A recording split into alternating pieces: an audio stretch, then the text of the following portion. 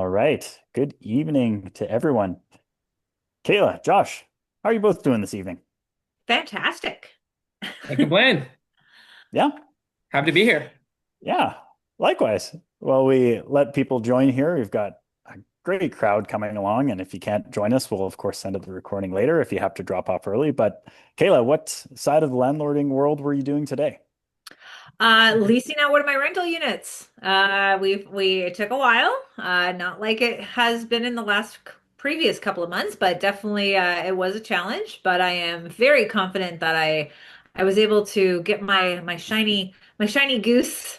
And you know what? Gonna make sure that we take good care of these tenants because once you have good ones, you really got to hold on to them really, really tightly and treat them well. Yeah, it's becoming a little bit harder to find some of those great tenants these days, which is kind of the point of our webinar this evening. So, as I'm sure a few more people will join, but thank you to everyone for that took the time to join us today. We've got some awesome speakers with us today. We're going to go over a lot of key topics uh, this evening. So, why don't we kick it off? And I'll share with you what we're actually going to do today. So the point of this webinar, it's going to be kind of a broad conversation between the three of us around some of the best practices, but really want to help you avoid renting to the wrong tenant and give you some tips and tricks to actually find the right individual. We've got some great perspectives based on our different backgrounds. First thing, or Josh is going to talk a lot about some of the changes in the market. He deals a lot with data with rentals.ca. Kayla's going to give some insights that she's seeing from boots on the ground day to day. We'll talk through strategy of creating listings, attracting better tenants. Again, having kind of the platform side that rentals.ca, Josh's unique expertise in that area, alongside what Kayla's doing and seeing on the advocacy side and from those landlords and property managers, I think should be a really interesting viewpoint into what can get done. We'll talk about screening, rent reporting, highlight some of the front lobby features in that aspect, how you can leverage technology as well as some of the best practices to make sure you're finding that right individual. And then, of course, we'll talk a little bit about evolving rental laws. Kayla's really going to be leading this discussion. She's way in deep as far as speaking with local politicians, understanding the way the winds are shifting. So that'll be a really good insight. And then, of course, any Q&As that come up. So just a bit of housekeeping. We would love to interact with you as you're going along. If you have a question, drop it in the Q&A. We'll try and get to those towards the end. And if not, we can do follow-up messages later on. So again, thanks for everything.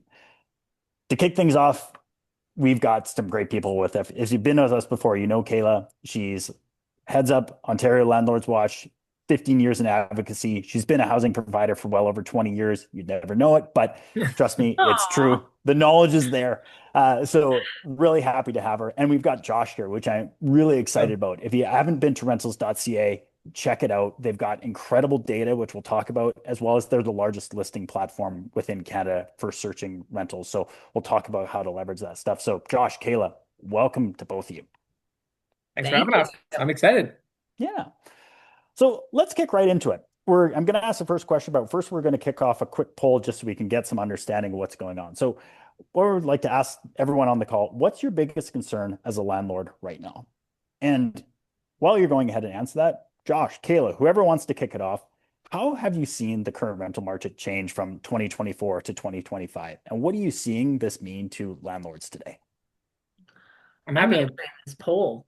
Hold on. I Josh, why don't you kick us off Yeah, while Kayla I'm happy to figures out kick the it off. poll? I Yeah. mean, You guys distracted me. I was like, yeah, this is good. Everyone answered the poll there. Okay, yeah, now I'm good. I mean, what a difference a year can make. I think we got a little spoiled from the past couple of years where it was a really great market to be a landlord, and it was almost, on easy mode, landlording on easy mode, where there was rent just going up and up and up, and tons of tenants that were qualified. But in the last 18 months, especially in the last 6 months, it's really started to accelerate. We've seen the market dramatically shift. So, just some very high level things across Canada. We've seen asking rents year over year go down 2.5%. That's based on the rentals.ca rent report. And it's actually much more extreme in, I'll say, larger, more expensive markets. So Toronto's down 5.1% year over year. Vancouver's down 6.5%. We've seen these trends that's just the top level rent. On top of that, more and more buildings are offering high level incentives and move-in perks to try to get tenants interested and in the door. We've seen even, not just half month, 1 month, 2 month 3 month, I've even seen free rent on like a 18-month lease. So it's really starting to, there's a lot of pressure to find qualified tenants. And, we're seeing that also on the other side. Vacancy rates are up, and it's taking a lot longer for landlords to find qualified tenants, longer turnover. There's a number of reasons behind this. From what I'm seeing, a big reason is one, I kind of break it into two buckets. Been a massive dip in immigration over the last couple of years. We had, I think, net permanent residents were going up about 1 million every 2 quarters.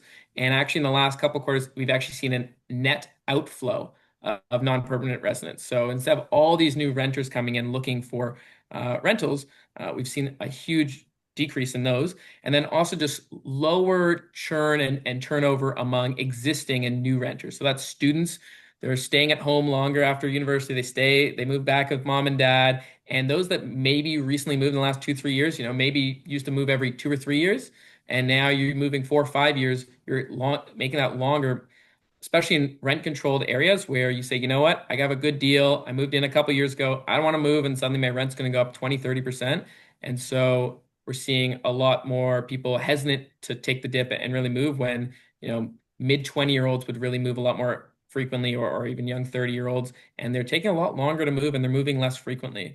And again, the last thing I'll just note on this is we're also seeing just kind of an increase in non-payments. Arrears are up, eviction notices are up, and the LTV is still crazy backed up in Ontario. And so it's just taking a lot longer to get rid of these people. And so you really got to be careful about who you're finding, especially as the market has really slowed down on the demand side. So that's what I'm seeing on my end. Kayla?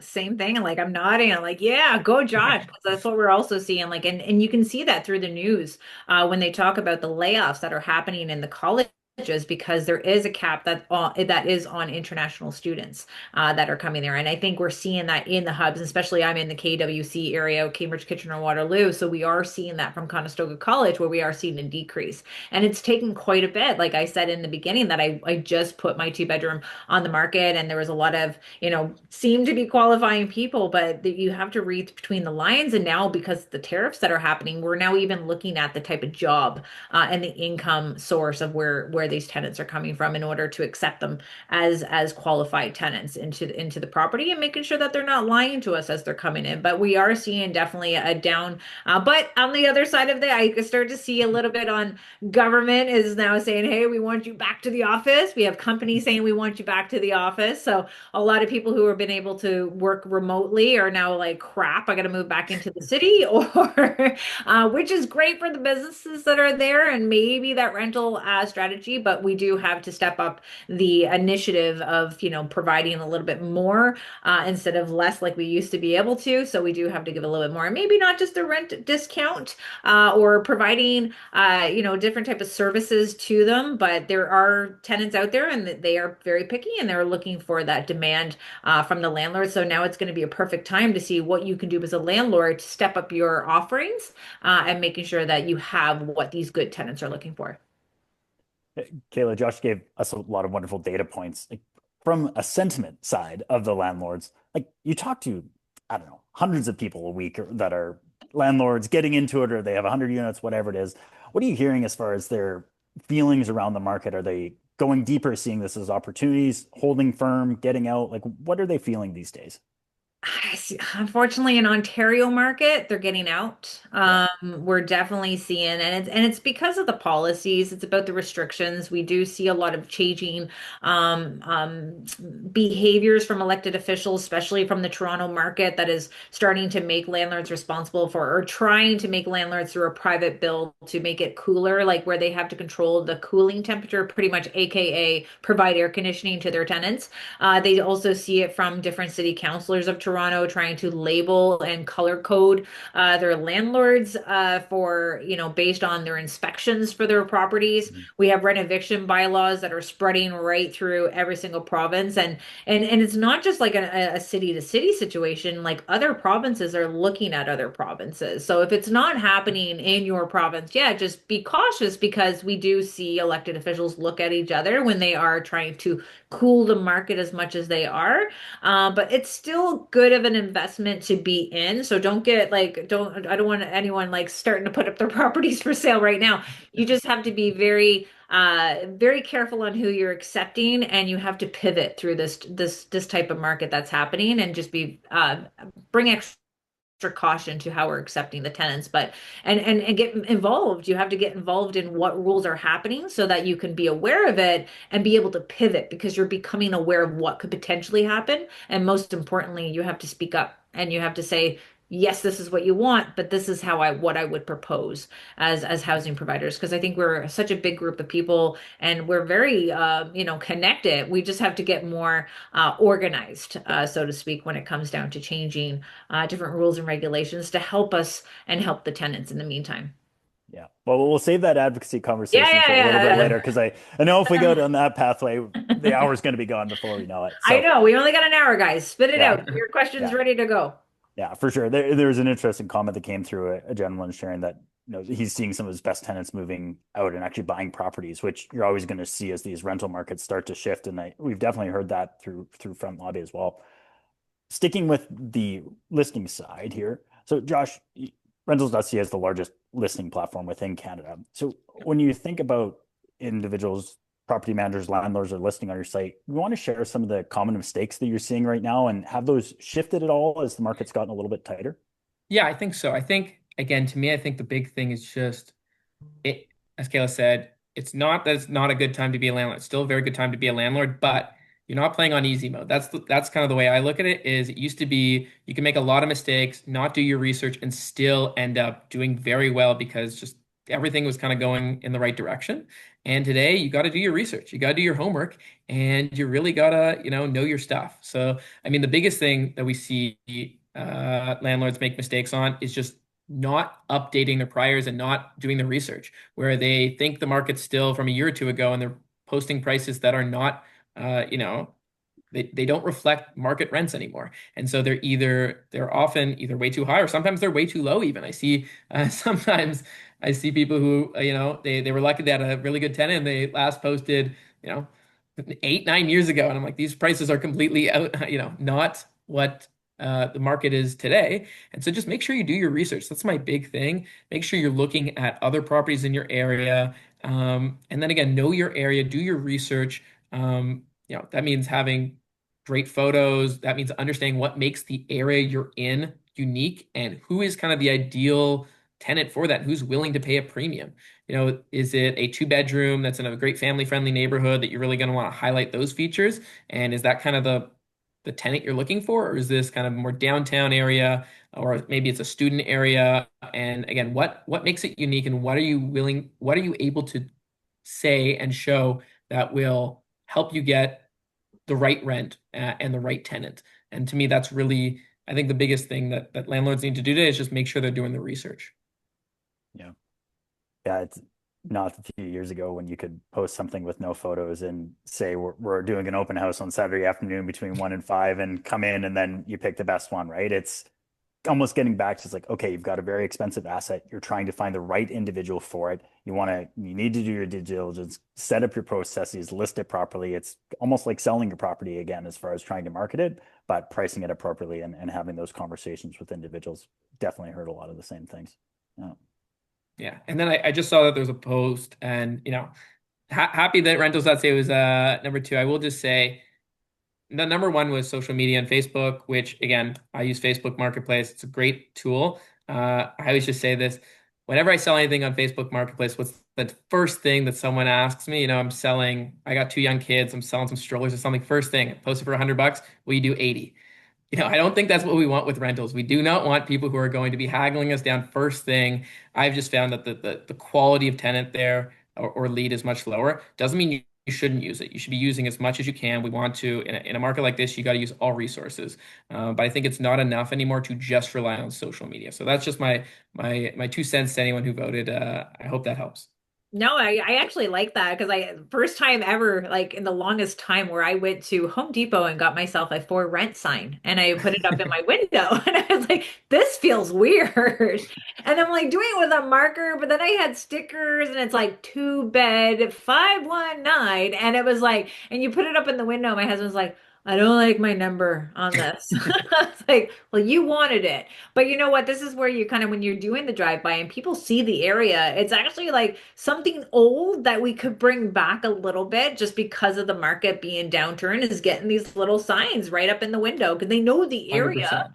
And some people are like, I want to get in that building. So I think our big guys do it. Like they have like a big thing that's right on their property all the time though. So you don't really know if it's available or not. But hey, when you see that little highlighter, black and orange sign in the window, like your eyes do become attracted to it. So that's what I also been doing to pivot through these crazy times. 100%. And it's not this or that, it's all of them. You got to do it all. I think that's the other big thing is you got to do more than one thing. So, Oh, um, everywhere. yeah, exactly. Be everywhere.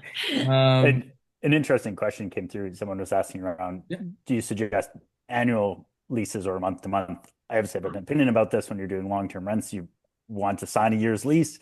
You don't want to kind of roll over on some of those things. You want to tie them in, make sure your rent's guaranteed, provides you additional protections as a landlord. But maybe I'll, Kayla, maybe ask to you, it's like when you're desperate or struggling to get someone into your property, we see often landlords make mistakes and kind of go soft on some of the things they initially would have considered non-negotiables.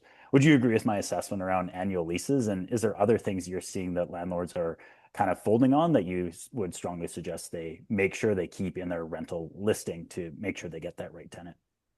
I get that question all the time, and I think people are shocked by my personal preference, but it's always month to month. Interesting. Is month to month. And it's just because you never know what the market is going to do. And you want to have that clause that just gets you out when you need to be.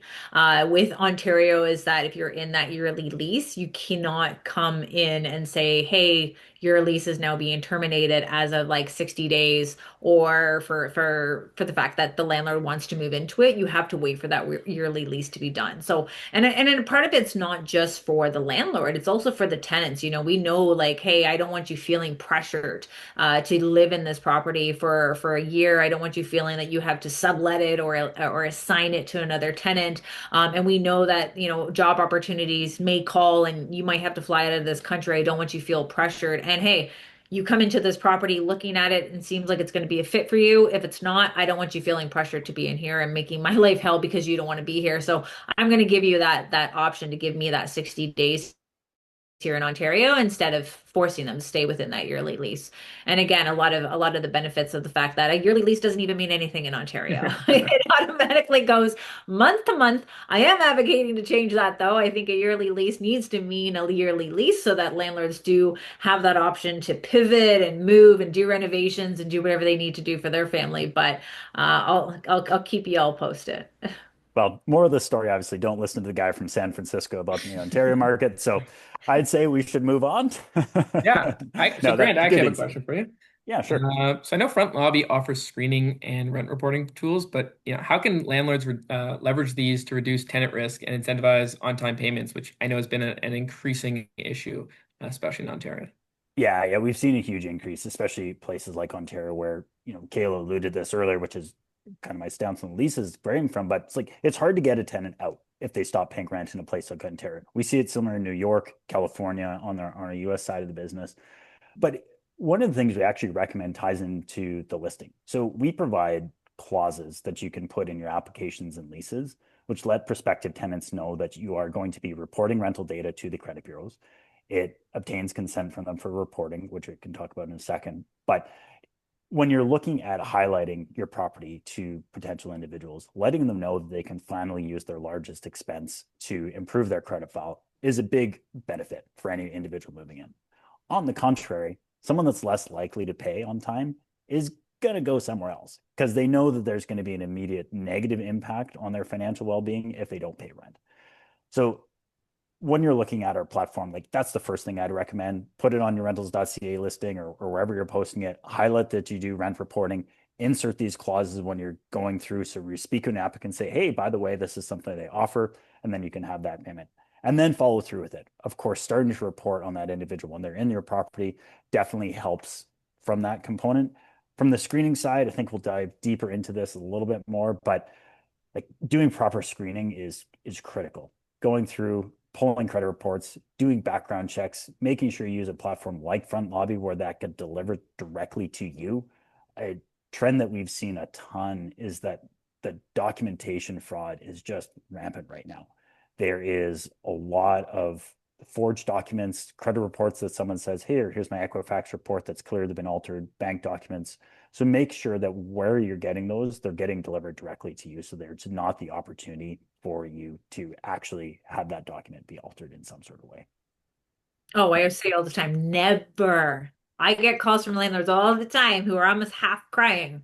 And I'm like, how did you pick them? Like, they provided me with their credit report. I'm like, never, except theirs. You always have to conduct your own credit report. And it's the credit report and background check. Like, there's a two and two fold that we need to be working with. And like Grant said, when you put it in your rental ad that you do monthly rent reporting, it does shy away from the professional tenants. I even had it when I was screening my tenants for this two-bedroom unit, and I did the girlfriend's credit, and then I did the boyfriend's credit, and it's like he's at good, she's at excellent. So it was a competition. I said, "Don't worry, don't worry. I'm gonna help you. I'm gonna put you in to the platform. We're gonna grow your credit. We're gonna get you up to your girlfriend. Don't worry about it." And then you get the energy went down a little bit. There was a lot of competition there. So this is something that you could be using through this incentives. Instead of giving you like 1 month's rent to take this property, put this as a perk, as a benefit, just like we provide fridge, stove, washer and dryer, and air conditioning, and including two-car parking. Make sure that you put in that you are offering the ability to help these tenants build their credit. Yeah. Yeah. There's a good comment that came through also as far as verifying for Canley. Uh, there's a lot of things, and Kayla, maybe get you to give a few more examples as far as kind of some screening tips because you always have really good insights on this. But um, there was a couple questions around rent reporting. So I threw that term around loosely. If you're not familiar with it, what it means is through FrontLobby, you can create a lease for the individual. So if Kayla's my renter, I'd create a lease and I would start reporting on her. The system is going to assume that she pays on time every single month. So if an individual wants to use their on-time payments to build credit, they can simply provide consent either by using those lease clauses that I alluded to earlier, or they can provide consent directly on the platform, free for those tenants.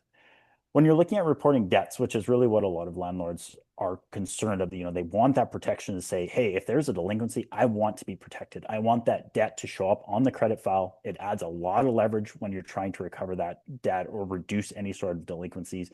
But really, it also helps inform future landlords of the delinquency that has existed. So when you're looking at a prospective tenant, you can say, hey, this Kayla person is awesome. She pays on time. I can see this. This is great. Whereas this Grant character is kind of sketchy. Like I see there's this debt here and he didn't allude to it earlier. And so it allows you to do your diligence and go forward. So the big thing to remember when you're looking to report this data is that consent is never required when you're looking to report a debt. And especially in a place like Ontario, where it can take a long time to evict someone when they don't pay their rent, reporting that rental data monthly to the credit bureaus as a debt, no consent required, no judgment required when you're looking to report unpaid rent and utilities is really one of your most powerful tools to make sure you're maximizing the likelihood of recovering any sort of debt. And you know what, Grant? Like we've seen like Canley, we see like orders that are being posted all over social media. How, I don't know, like you gotta just we always caution that part of it, but at the same time we have to think like we have names, and we don't have birth dates, right? So we need to be able to identify when landlords are reporting this debt is that you collect the tenant's full name and their birth date in order to report that debt. This is way you can inform the other landlords and making sure that you are holding the exact tenant that you're reporting accountable because because you're be able to tie it to that birth date. Right now, we have tenants with common names, and they're like, "Hey, like my name is on this site, but it's not me. I just have a common name with that person that has left a landlord high and dry with unpaid rent." So this is why it's very important to be the front lobby member, to be verified by front lobby, and being able to verify your tenants' information as you report them to the credit bureaus. So that way everyone's all on the same page and making sure that they're all compliant to the rules of there. Because a lot of landlords are in a midst of like inheriting tenants, right? And sometimes when they inherit tenants, they're like, how do I get their birth date? I'm like, well, sometimes there's social media. Sometimes it's just about, doing an introduction and making sure you're able to captivate any type of information you're looking for, such as for emergency contact information. That if there was anything happening, how like who that tenant is, you're able to get it that way. But again, it's still to be, introducing these type of process in your tenant screening and always getting a copy of that ID, because you really don't know when tenants put their information on that application. It's like, how do you know it's them, right? So making sure you're putting that information, and it's not only for the simple fact of screening, but it's for your safety. And I think with Bill 10 in Ontario, with criminal activity, making landlords responsible for tenants' criminal activity, it's very important that we know who we're renting to.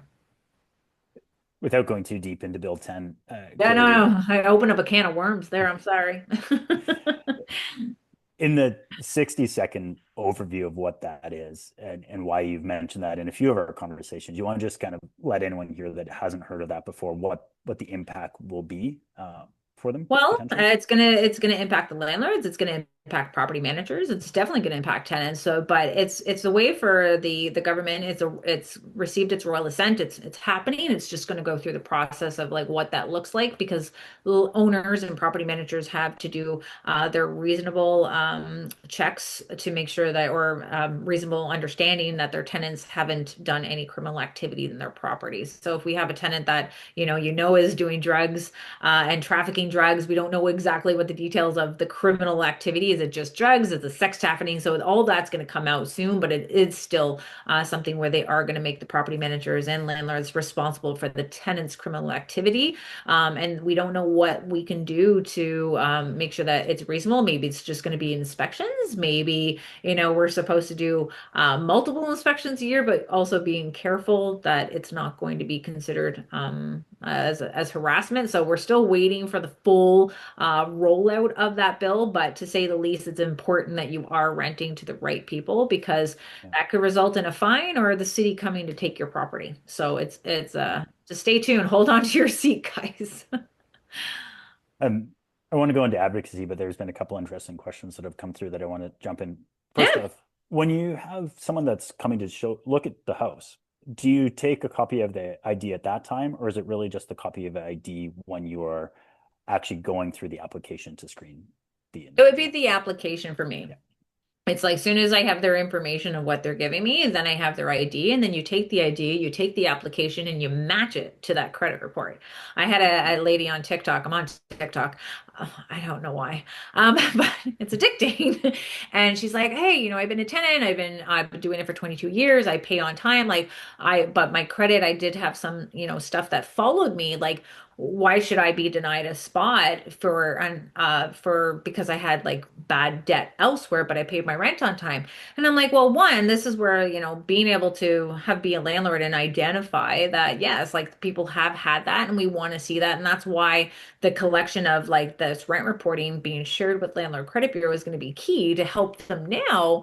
But at the same time, we need to see that they pay their other bills on time. And we also need to make sure that the information that they put on the application based on their job and where they used to live, like it all matches, right? So that's the key, is not just that, your credit score in itself. We need to know the address, we need to know your employment. We also need to know that you pay your other bills on time and that there's no trade lines or collections, because we do need to understand that I'm giving you a key to a unit that's thousands and thousands of dollars. I need to make sure that I have a responsible tenant, and you're going to hold landlords accountable. We need to hold our tenants accountable. Yeah. Yeah, there's some questions that are coming up around specifics and jurisdiction. We obviously have to speak in a bit of general terms on a forum like this. So yes, we do recognize there is some limitations in BC or Ontario or wherever you're joining from. So please take some of our comments as some general advice, but always look into your local jurisdiction because those can vary even sometimes within the province. So good flag in the chats to bring that up. Going a bit deeper into some of the changes and trends that we're seeing, Kayla, like Ontario Landlords Watch is deeply involved with advocacy, changing policy, and those sort of things. When you think around how these evolving laws are going to impact landlords and tenants, do you want to share a few key points that you're seeing right now in the market that everyone should be aware of? There's so much. It's Limit to 5 minutes max. Okay. I know. You guys are like, this is an hour show in itself. You know what? I think there's a lot of changing aspects of affordability, right? I think affordability for tenants and what landlords are calling for, the unfairness and rules and regulations. Like we've seen a comment with BC landlords cannot have tenants' ID copies. Like, why not? This is something where you could be advocating for it, and we got to teach our landlords to advocate. But when it comes down to the politicians, this is affordability crisis. They're going to be potentially using the small private landlords as, a smoke and mirror effect to make sure that they are showing the tenants that they're doing everything to accommodate. But I always tell our landlords now, based on 2025, that we can't put all of our eggs in one basket, that we need to kind of move ourselves into different markets. I know a lot of Ontario and BC landlords have skippered off to Alberta because Alberta seems to be the golden child in our country.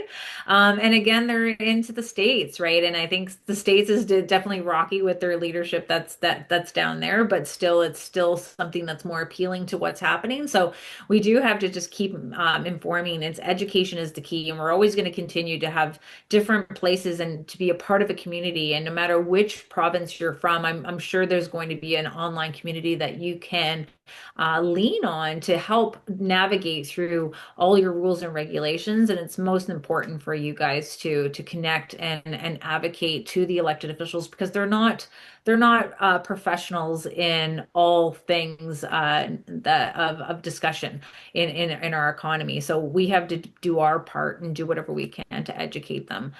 So definitely get to know who they are, what they're all about, educate them, and at the time when the election happens, make sure you support them and do door knocking for them. Yeah. And Josh, what about on your side? Have you seen any kind of maybe even not laws, but like shifting trends as far as impacting you're on the leasing side or the listing side, sorry. Are you seeing kind of increased risks on the landlord in that space? And how's that showed up for you? I mean, we've definitely seen shifting trends based on some of the laws, like, just there's a ton of people that have moved, like tenants have moved to Alberta because rent's cheaper and the laws are also significantly more landlord friendly. And so we're seeing a lot of changes there on the actual um, side around how it's impacting prices. I really do think that landlords are taking it's taking longer to rent, but I think that's it's not a good thing, but it's better than renting to a bad tenant. And I think that's the big thing is we have to reset the expectation that with these additional burdensome laws, sometimes you do need to make sure that you're doing everything you can. And my big thing I always tell people is, it's not just screen the first person. My big advice is get a bunch of leads. And if you have 5, 6, 7 leads, you can compare. If you only have a couple, the quality of lead is likely to be lower, and you're more likely to run into a lower quality tenant that presents more risk. And so really just make sure that you are, taking the time because it's not worth saving a week, renting it a week earlier, or saving $20, $30 on by avoiding a credit check or not taking the time to call the references. Really make sure that you're doing the work. And we have seen that in the listings are taking longer to rent for sure. But I think that's somewhat healthy given the elevated risk. Yeah, no, I appreciate that insight. Maybe going deeper on the screening side, Kayla, you want to talk a little bit about some of the tenant rights when it comes to screening, because this comes up a lot as far as like what you can and can't do, what these tenant rights are. And maybe along that, I've heard you talk before, and I think it's relevant around kind of setting your criteria of what that is and when you should kind of stick with it versus, if there's any adjustments that you may want to make. You know what? Like a lot of like I just had this question through a presentation with Remax, and they would say like, what do you say when the tenants are calling you and why they didn't get accepted, right? And we always say nothing. You say nothing. But you also have to respect that, even a small comment towards a tenant could be screwed into, a human rights issue, right? So, how many people are living here, or this house is not built for children, or, are you going to have multiple people here? Like anything with their nationality, with their race and their family size, like everything like that is what we also have to be very concerned about when you are trying to interview these type of tenants. And we're going to see the lack of education to our landlords and the reason why they find themselves into these situations because they're trying to grill them. I always like to do it as a friendship at first. It's almost like I tell people about my dog Fluffy. They tell me that they got a dog Bruno, that's a pit bull. I find out that they got a dog. Like there is little secret ways of like getting to know the person. And it sucks because you know what? I think every landlord, no matter who you are, you're human and you want to give everybody a roof over their head. But unfortunately, the system that is currently in place today that everyone has to follow it makes the risk so much greater. So that's what my job is, to try to limit that risk and to create that fair and balanced system. So no matter what happens, everyone does have a place to call home, but you just have to make sure that you are being respectful of the tenants and their human rights and give everybody a chance to view the unit, give everybody a chance to fill out a rental application. Make sure you go and put them through that process, just like everybody else, put them through the screening, asking for their verification of income, not so much of employment, because that's where you could be discriminated against someone just because they're on social assistance, right? So it's going to be a fine line between like your wording of how you speak to the tenants, but make sure the first and foremost is about protecting yourself. Yeah. Josh, I see you nodding along to that. Anything you want to add, even on the listing side, or I Oh, assume you have something to say.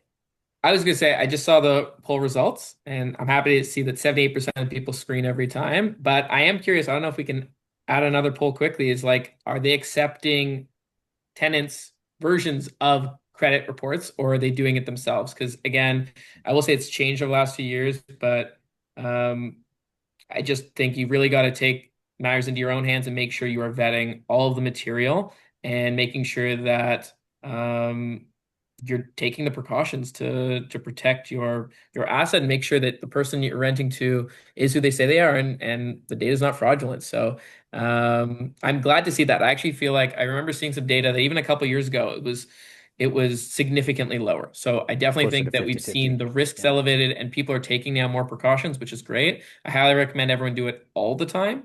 And again, I think the big thing is not just asking for it, but like vetting it. There you go. Again, I want to, I feel like I might have pushed people into voting one way or the other. So we'll see if it's unbiased, but please vote, the way you're actually doing it. I will say things have changed. And so, in the past, maybe that was acceptable, but I really do think today, you really got to call. I have a unit as well. And I remember calling a couple of people and, you check the reference that they put for their employer. It's not a company. It's, their friend, their roommate or whatever, speaking on their behalf. So you really got to, I agree with what Kayla said. We're all humans, and you want to give everyone the benefit of the doubt, but there are some bad apples out there, and so you just got to make sure that you're doing your due diligence. Yeah. Yeah, it's totally different. I mean, I grew up, my parents had rental properties. I remember the screening and things.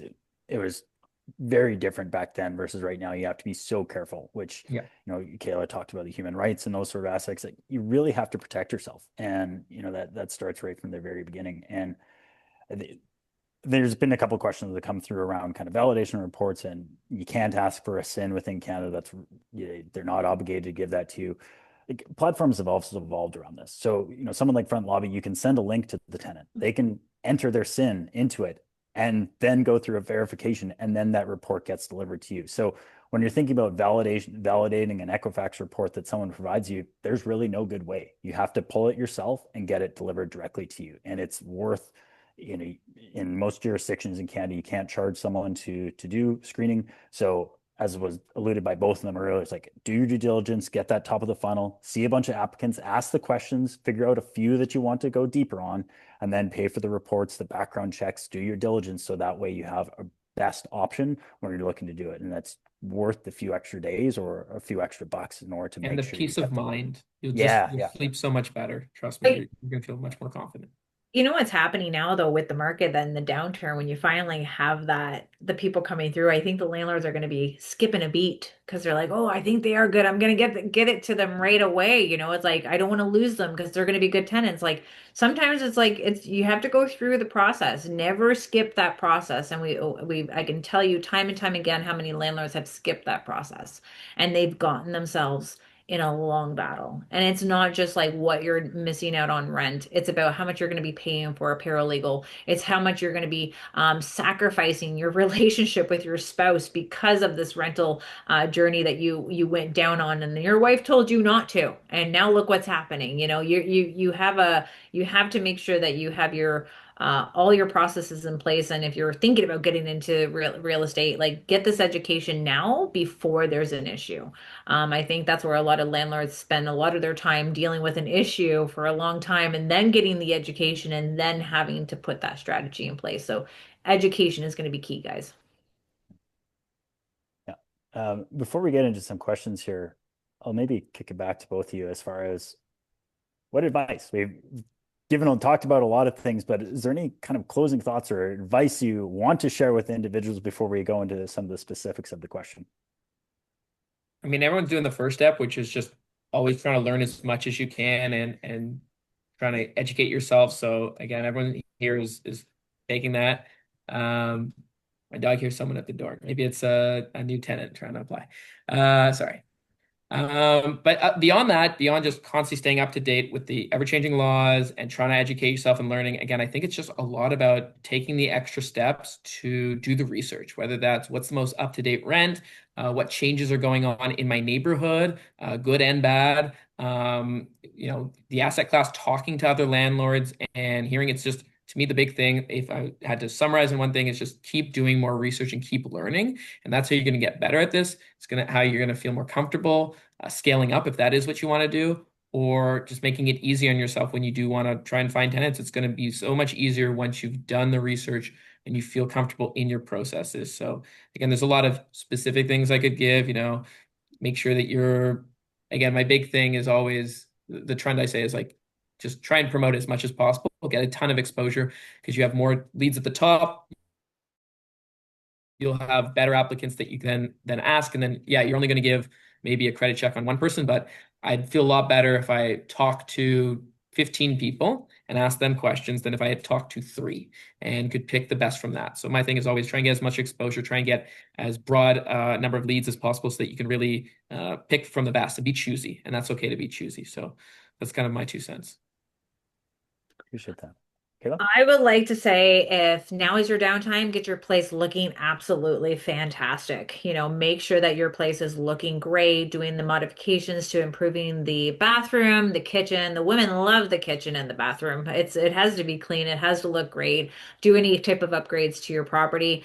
And just know that when you are finally ready to do that tenant screening, I seen some people talking about like realtors doing the screening, and they are going to get into like some screening aspect. But again, your best judgment is almost yourself as well. So you have to get your hands dirty. If you're in this industry, you have to make sure that you're doing your due diligence and making sure that you're screening the tenants. But most importantly, we are seeing ourselves into the need of trying to learn more about being a landlord. And I think we're not going to stop just on tenant screening. And I think there's a lot more that we could talk about on tenant screening, just how, people are like, oh, I want them to log in and I want them to, show me that they're doing their credit report right there. But it's not just the credit report, it's also the background check that we need to be getting from these tenants. It's also the verifying of their income and making sure that their address line up.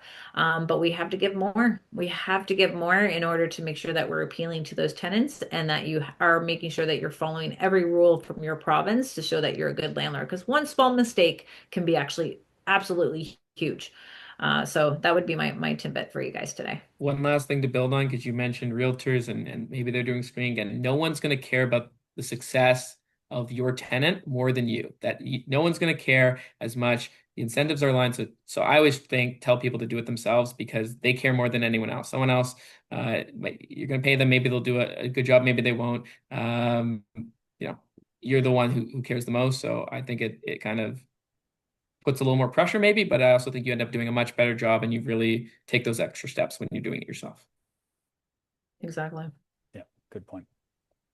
Okay, let's dive into questions. So for those of you that are still online, obviously still got a good number here, which is great. The chat's been awesome. Lots of good information if you're kind of following along and screening through there. I won't be able to get to all the questions that are in there. So if there's something really key that you want me to ask, drop it in the Q&A and we'll try and get through that as we're going. So going back a little bit, an individual here is entertaining hiring a rental guarantee. They've been burned a couple times and that they just don't want to take chances anymore. I'll maybe open up a bit on that. Rental guarantees they're a tool, right? They tend to be fairly expensive as far as the costs that they provide. So you have to think as whether that's going into your margin, especially when you're looking at rents that are dropping down, asset costs that are continuing to go up. There's often not a lot of margin when you're looking at that rental guarantee, which is usually a significant percentage of the rent every single month. I talked earlier about rent reporting through FrontLobby. Obviously, it's not going to work every time, but the delinquency prevention that it provides as far as creating an incentive that happens near real time, so within the month of an individual not paying their rent, that debt can be reflected on their credit file. So that's a delinquency prevention tool. Obviously, it doesn't hold the same weight as a rental guarantee as far as providing you funds back, but it really helps you mitigate any sort of risk as far as that debt's being going. And it's a hell of a lot cheaper. Yeah. Okay, another question. Our spaces are premium and we're attentive landlords. Any ideas how we can express the value being offered? I mean, I'll dive in there because it's more on the marketing side. But again, I think, I think a big thing is that you want to say if it's a premium one, who are you trying to rent to? Like understanding who is likely to be able to pay for this and who is going to want the amenities or the location or the features that make your product unique and your unit unique. So I think that's really, again, some obvious ones, having really clear, well-lit, staged photography just to showcase the place. You want to make sure that you're putting it in the best light. And again, having a description that calls out all the unique features about it, whether it's is there a great sushi bar a block away that people might want? If this is a luxury unit, like people are going to want to know why they should pay that premium. And so give them a reason, tell them why. And again, this gets back to just knowing your product and being the expert for the location, for the unit, for the building, whatever it might be. You really got to understand the product and who is likely to want that and who's willing to pay that premium. And then the last thing I just want to say is, again, going back to the exposure, you got to make sure that you are getting a lot of exposure because, there's a lot of people out there who want a bachelor at a cheap rate. There's a lot fewer people that can spend $3,500 for a 3-bedroom every month or $4,000 a month or whatever it might be, depending on your location. And so you need to get more eyeballs just to get the right number of qualified applicants to see it. And so you are going to have to pay a little bit more for exposure on listing sites or on other sources. Maybe you even run Facebook ads if you want. I wouldn't recommend that. I think your best bet, your best ROI is spending a little money on listing sites like rentals.ca, not to toot our own horn, but I strongly believe that the value you provide is well worth it. Because again, you really got to get a lot of eyeballs in order to see, for the premium people to see it and to get enough people applying on that property. So that's my 2 cents. I agree. Like we had a lot of people like, where are you listing? Where are you listing? Right. And we are looking at different ways of listing. But I like what Josh said about like the pictures and high quality pictures. And again, like think of it as a twofold. Is that when you do pick that tenant, you have nice quality pictures of what that unit looked like before the tenant moved in. These are perfect evidence pictures if anything does happen with that tenant throughout the tenancy, that it's now evidence for when you have to go to the landlord and tenant board with that tenant too. So, always this is a business, right? And I think, you have to spend money at your business to make it to make it grow. And I think just like paying for quality pictures and listing on a site is going to be key. And it's still a great business, guys. We just have to, pivot. We just have to pivot. Yeah, yeah, that's good. A couple questions here around, do you need to tell an applicant if you're pulling a report?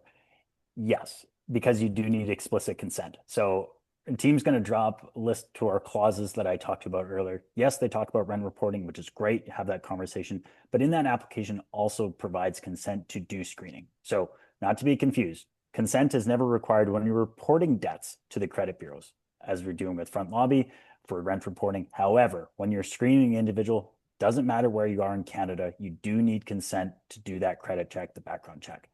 If you're using standard leases, in Ontario, that language is going to be in there. Most leases and applications you see around Canada will have that. But if you don't have them, feel free to click the link here. Perfect. So there is also a question about reporting rent with collections. Don't want to dive too deep in the product, but you can check out FrontLobby for that. We allow you to report both current tenants, on-time payments and debts, as well as if you have a tenant that hasn't paid you within the past 7 years in Canada, you can report that debt to the credit bureaus as well with FrontLobby. So feel free to sign up, or there will be a link at the end where we'll do a QR code where if you're interested in rent reporting, then of course you can speak with one of our team members as well. Next question here. Some landlords like to rent room by room rather than the whole unit. The reason to rent out each room faster, and they're able to maintain the unit property by not letting to maintain the unit properly and not letting the tenant damage. Could you please share your thoughts on room by room versus leasing out the entire unit? I got goosebumps. Yeah. John, go first. Or I have thoughts. I mean, to me, it's a risk profile thing and what you want to do. In that, I'm not saying it can't work. We know many clients that do it and have great success doing it. I think it very much depends on what your product is. So, like, how are you trying to subdivide a 1 bedroom into 3 rooms? Probably not going to work. Do you have the right kind of property for it? Potentially, are you in the right market? Students might be more willing to do it than families. And again, what kind of risk are you willing to take on? Because I do think there's a different risk profile for, let's say, a family renting a 2 bedroom than someone who is willing to say, I will split a house with 4 other people and I'll rent my room. It's also a lot more work. You have more turnover. So if you're willing to be constantly finding new people and willing to take on that risk, again, you can do very well. So from a financial perspective, it really can work out and you can actually get better yields, but it is more risk, it is more work versus on an annual lease or just renting out the entire unit. So again, it's more about the product and your own risk profile, I would say. Well said. Well said, Josh. The other side of like when you do take the risk and what happens, and I get to take that phone call, is when you have 3 bedrooms, they're all on individual leases. They're not all together. You have one that leaves because of the other tenant that is making their life absolutely hell.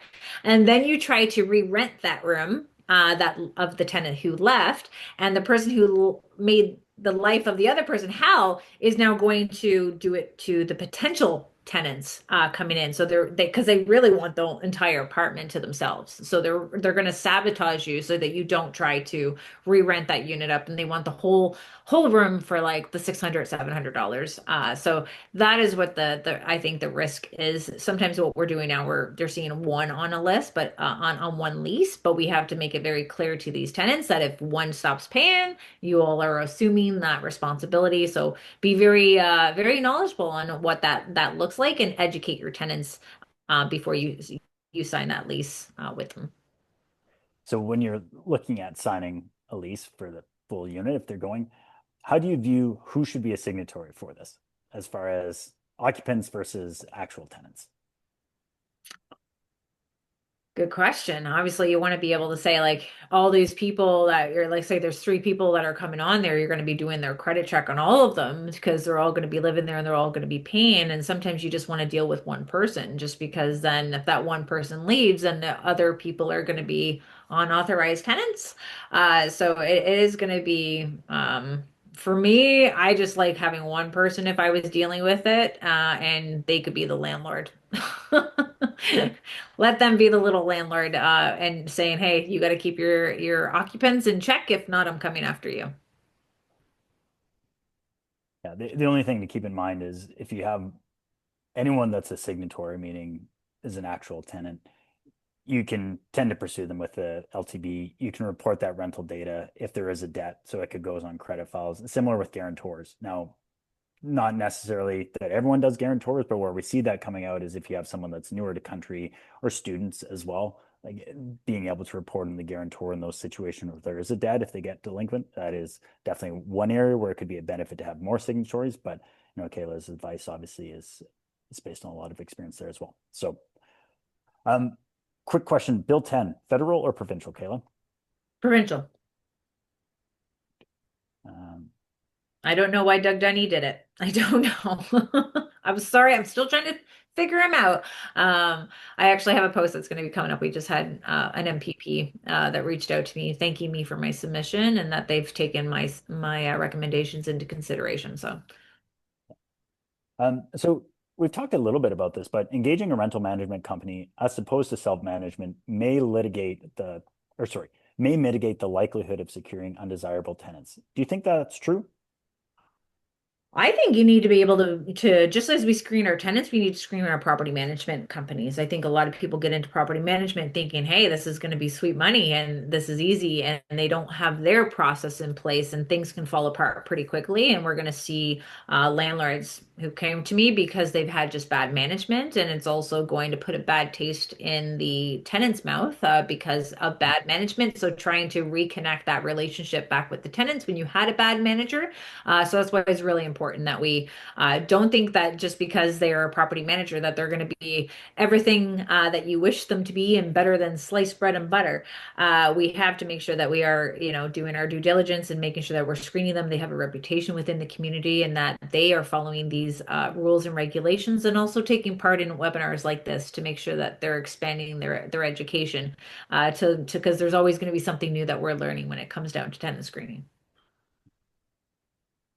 Yeah, I think the biggest thing that I hear from conversations, if you're debating a property management company, a lot of it comes around how much do you want to be involved and where do you want the money to go? Because if you're hiring a property manager or if you're using real estate agent to help screen, which we've talked about earlier, your people don't work for free. And so truly understanding what your cash flow is, especially as things get tight, what skill set you want to develop.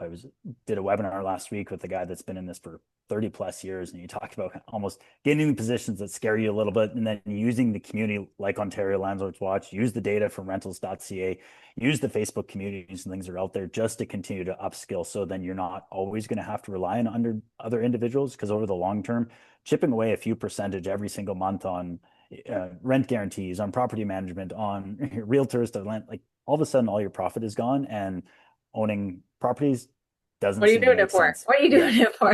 Yeah. So And that's the thing. Like, we have the tools with FrontLobby. You can do your screening. You have, like, a lot of people didn't know that you can do the credit checks yourselves, yeah. right? So having those tools, having the community to lean on when you do have these type of questions is going to be key for in their success.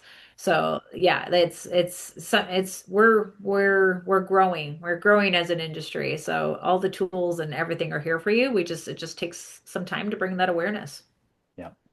Yeah, we're coming up to the top of the hour here, so we're going to throw some slides up. But as these are coming up, maybe lead you into this, Josh. There's a question here about the landlord ratings or reviews on rentals.ca. Do you maybe want to talk about that and then highlight what you're giving away here today?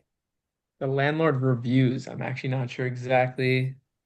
Can you read the full comment? I'll tell you exactly what we're giving away, which is we have a playbook for small landlords, and I think that it's really meant for a lot of people who I've seen some great questions here, but again, I do think it's all about education and learning more, and again, doing your research. And so we have some, again, there's no one size fits all, but I think the biggest thing here is avoiding easy and obvious mistakes.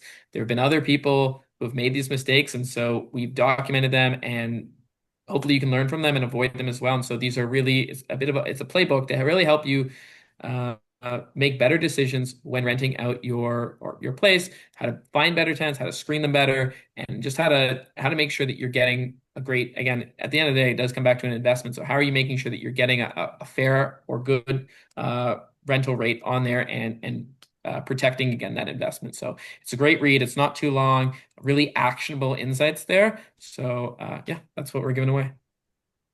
Awesome. And this is going to be sent out, so even if you had to drop off again, you will be able to get kind of linked to the slides and recording afterward. Kayla, how can we connect with you? Facebook, Instagram, Twitter, because we have a call-in show happening tomorrow night at 7 o'clock. So go on Twitter there to find me. I had a lot of questions I wanted to reply, but you could tell you can hear the ticking. So if you guys want to reach out to me, I'm happy to answer any of your questions if I wasn't able to do it through the webinar. And I'm looking forward to coming back on with a different topic with Front Lobby and again with Josh. And well said, Josh, for all the information that you're providing. And again, all the questions I get, where do you list now and where do we screen? And I won't touch base on the fact that we smell our potential tenants as they walk into their door. Those are the types of info and tips you only get on the call-in shows around what smells do you look for in potential tenants. You smell them when they walk by you. And I'm telling you, this one tenant, she smelled really, really good. Like I was like, okay, like your house is nice and clean. I'm calling timeout on that one. Yeah. Yeah. For those of you that haven't interacted with Kayla, I can't reiterate, awesome resource. So the Thank you. Facebook group that she runs, a bunch of people contributed to that. Kayla moderates it really well. She truly does pick up the phone. She truly does respond and help people. So don't be afraid. Like Josh and rentals.ca has got a lot of info in that guide. There's a lot of info on the website. Go to Kayla. Like the important thing to take away, if you take one thing from this webinar, is use the community that's there. People have solved this problem. People know best practices. Go ahead and go and use it. And speaking about solving the problem, we do once a year, we do our best offering with Front Lobby. The premium membership, we're giving it away for $40 off a year. So it's $199 per year, allows you to report the rental data for up to 20 current leases every single month. So that's reporting on-time payments as well as debts for up to 20 leases, which more than cover most of the individuals on this call. So feel free to take advantage of that. Go on, use upgrade. You can use the code that's there. As well as there's a bunch of questions around reporting and those sorts of things. Our team is here. You can email us anytime, support@frontlobby.com. You can go to our website. There's a QR code here. We're happy to jump on a call with you and share all that information. So kind of in closing here for everyone, thanks again for joining.